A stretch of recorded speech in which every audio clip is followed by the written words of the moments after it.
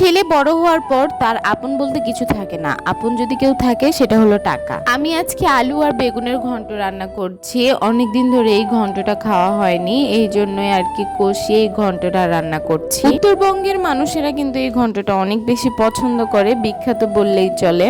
আচ্ছা, এখন আসি আসল কথায়। আমি কেন বললাম একটা ছেলে বড় হওয়ার পর তার আপন বলতে কেউ থাকে না। যদি আপনার আশেপাশে লক্ষ্য করেন তাহলে দেখতে পাবেন একটা মধ্যবিত্ত পরিবারে একটা ছেলে বড় হয়ে যাওয়ার পরেই পুরো পরিবার তার উপর ডিপেন্ড করে ফেলে।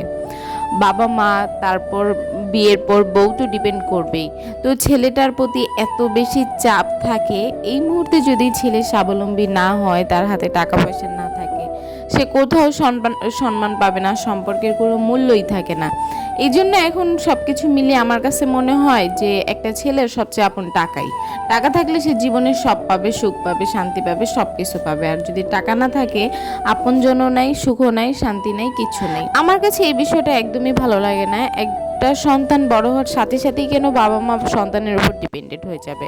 প্রত্যেকটা বাবা মারই তো উচিত নিজের কেস রাখা, নিজেকে চলার মতো কিছু সম্পদ রাখা।